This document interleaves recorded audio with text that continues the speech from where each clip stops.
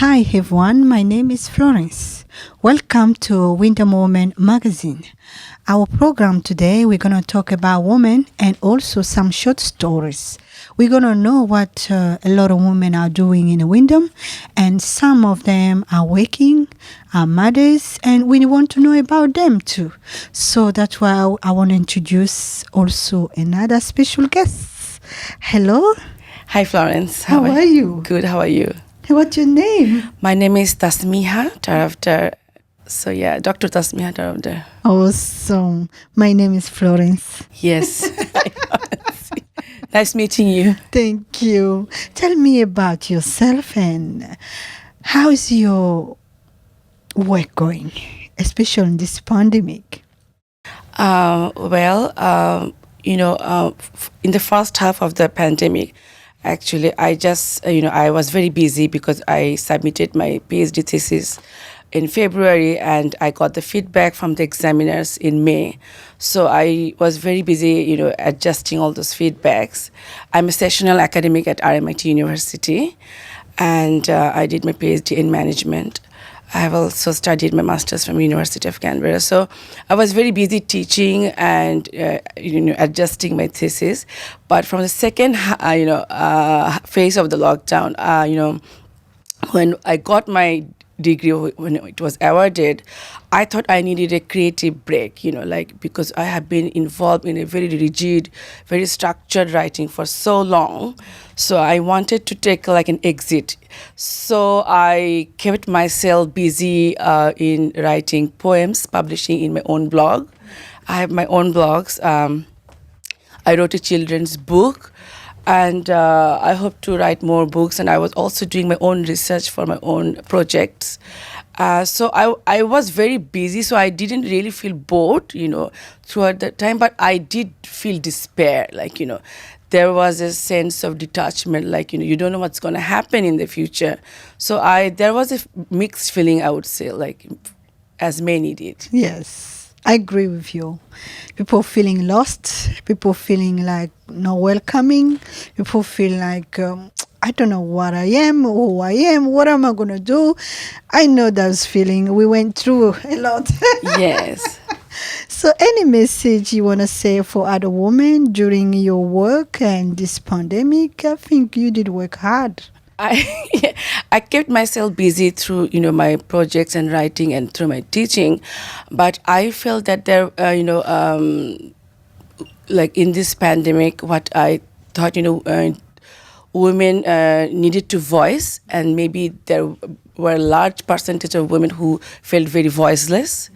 There were women who didn't feel empowered enough, because there was a sense of isolation from all circles of life, and so you feel disconnected. You felt alienated, and like many, I think there were many women even in our neighborhood who did cut off themselves. And if we see the statistics, we did see some lot of striking statistics in terms of people even taking their own lives, and people in regarding the mental health, how bad it went down. So this kind of project, when you bring a women magazine, I think people from all, women from all sorts of background can share their voice and feel strong about themselves. Yeah, I agree, because that's why we're here. We want to hear your voice is my voice. This magazine is for everybody, because I wouldn't survive or make this magazine without you. So I need everyone contribution, and I need everyone to come forward, because we want to share this pandemic. This moment is a story. We can't let it go. This is one-off for all entire life. And we need to share in the future our children. I think that's a good moment. I don't regret it all. I think our voice, a lot of people are going to hear that. Any other message regarding your own life, personal and struggling, or anything you want to say to women? Any particular message? I think this year will be a year of reflection for me, when I look back at it, I would like to reflect on it. How it has made me stronger, and how I was also at the same time very vulnerable, and what did I do to cope up with, so I had my own coping mechanism. So for me, I had written so many diaries which I have treasured, and I will show it to maybe my grandkids, and I love writing. So that's what I do. I have involved in another project of women garment workers in Bangladesh. So that book will be published internationally in April. So and women across every country, I think they have suffered physically, mentally, and financially, and spiritually, in all aspects of life. So I think the best thing is to gain knowledge, skill up yourself, don't feel isolated. A book is a best companion. Even if you don't have a friend to talk to, you can always turn to a book, and you can read, and just getting connected to all these powerful stories of women. So yeah, I kept myself very busy, and I tell this to my family as well. Yes. Thank you. I can hear you are a doctor. It's Doctor. not easy to be like you. And how effort did you make? How many years to become who you are? It took 5 years, because in between I had 3 major surgeries, and I have a family.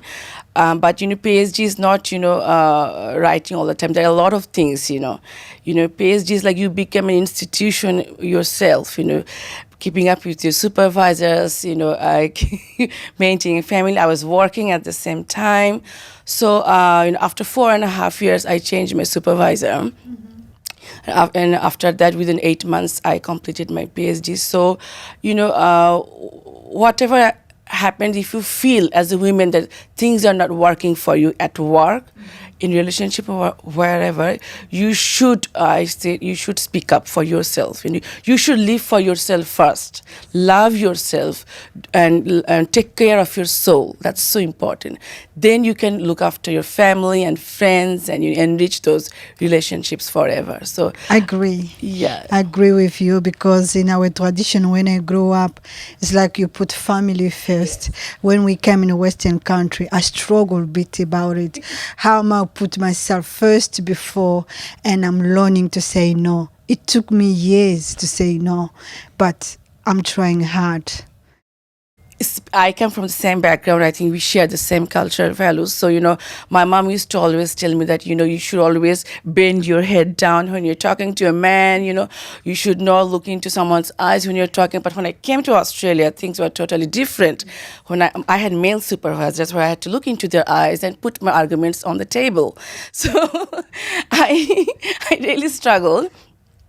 But I think I have a balance of both East and West, and I like to keep it that way. Yeah. Yes, me too. And then that's why I'm here. I want to invite a lot of women to stand up, to speak out, Yes. and to be strong. And this is awareness for all the women. It's not back home. We're changing our life, and be a doctor like my best friend. Thank you.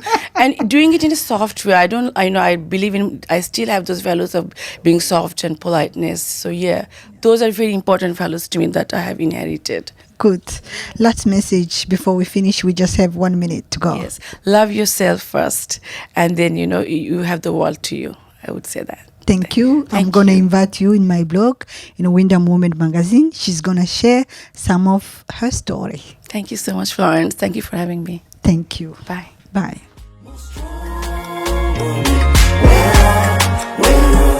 My story.